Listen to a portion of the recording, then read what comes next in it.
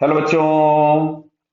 इसमें लिखा है when the string of conical pendulum makes an angle 45 with the vertical time period is t1 when the string makes angle 60 degree with the vertical it's time period is t2।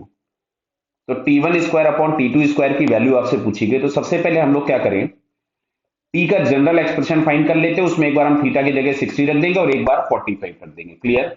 फिर आगे हम लोग calculation करेंगे। जैसे मान लेते हैं ये हम लोगों के पास कोई भी एक कोनिकल पेंडुलम है। कोनिकल पेंडुलम इसको इसलिए बोलते हैं बिकॉज इसमें अगर हम लोग स्ट्रिंग को देखेंगे तो वो स्ट्रिंग ऑलमोस्ट एक कोन का फॉर्म ले लेती है। क्लियर। ये एंगल थीटा है, तो यहां पे एक हम लोगों के पास फोर्स एक्ट होगा mg। क्लियर।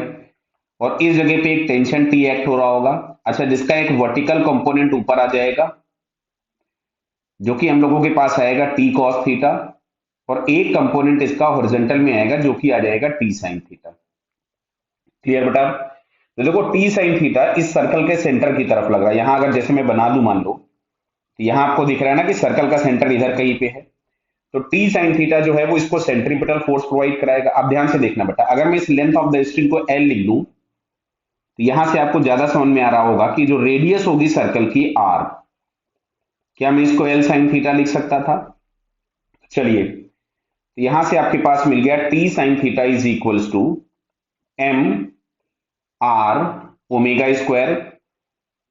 तो t sine theta is equal to m, r की जगह हम लोग लिख देंगे l sine theta into omega square. Sine theta से साइन थीटा कैंसिल कर दीजिए, तो टी इज इक्वल टू आ गया m L omega square. Clear. ये बन गया first equation. T is the tension, यहाँ पे टेंशन है टी, और यहाँ पे आपको टाइम पीरियड दिया है टी। कंफ्यूज मत हो जाना, नहीं पता चला यहीं से आंसर निकाल दिए। क्लियर। चलिए नेक्स्ट अगर हम लोग देखें तो दूसरा इक्वेशन हमारे पास आ रहा है T cos theta is equal to M G. तो यहां से इनको टी को रिप्लेस करना था, क्योंकि हमको अगर टाइम पीरियड चाहिए तो हमें ओमेगा चाहिए। इसमें M G by cos theta, तो इस टी की जगह हम लोग लिख सकते थे M G by cos theta is equal to M L omega square. M से एम कैंसिल हो गया, तो यहां से ओमेगा इज इक्वल टू आपके पास मिल रहा omega square is equal to मैं लिख दे रहा हूं g upon l cos theta. Clear है बताइए, g upon l cos theta. तो यहां से ओमेगा इज इक्वल टू आपके पास आ जाएगा under root of G by L cos theta. Clear भैया। तो अब अगर हमको टाइम पीरियड फाइंड करना था तो time period T is equal to हम लोग लिखते हैं 2 पाई बाई ओमेगा।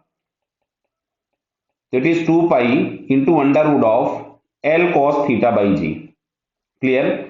अब ये हमारे पास टी का एक्सप्रेशन आ गया और हमसे पूछा था T1 square upon T2 square. ध्यान से सुनना बेटा, तो मैं अगर इसका स्क्वायर कर दूं तो यहां से आपके पास मिल रहा है 4 pi square upon G L cos theta. तो अब अच्छा देखो, यहां पे ये जितना भी टर्म लिखा हुआ है जिसको मैं ब्लू ब्रैकेट के अंदर कर रहा हूं, देखो ये सारा टर्म कांस्टेंट है। तो क्या मैं यहां से T square is equal to some constant times cos theta लिख दूं, बराबर है। तो अब अच्छा अगर मेरे को चाहिए होगा T1। क्लियर बेटा। तो T1 का स्क्वायर अपॉन अगर मैं T2 का स्क्वायर लिखूंगा तो समझ में आ रहा होगा आपको, के तो कैंसिल हो जाएगा। यहां से मिलेगा cos theta 1 upon cos theta 2। Clear. तो cos थीटा 1 की वैल्यू हम लोग पुट कर देते हैं। चलिए cos theta 1 upon cos theta 2 है बेटा ये cos थीटा 2। अच्छा ठीक है, थीटा 1 हम लोगों के पास दिया था 45, देख लीजिए थीटा 2 दिया है 60। तो 45 बोले तो ये हो गया 1/√2, और 60 बोले तो 1/2, तो वो 2 ऊपर चला गया। तो यहां से फाइनली हमारे पास रेशियो आ रहा है √2। क्लियर है। तो √2 हम लोगों को यहाँ पे सेकंड वाले ऑप्शन में दिया है, तो it's second answer is correct. Okay बेटा। तो ध्यान दे दीजिएगा, यहाँ पे कंफ्यूज हो सकते हैं बच्चे कि टी को टेंशन लेकर के सॉल्व कर दे, जबकि यहाँ पे टी साफ साफ इन्होंने लिखा हुआ है कि T is the time period, क्योंकि अगर आप टेंशन लेके सॉल्व कीजिएगा तो आपको एक अलग आंसर मिल जाएगा। ओके बेटा। तो यहां से हम लोगों के पास √2 mean second option is the correct answer. Okay बेटा, ऑल द बेस्ट।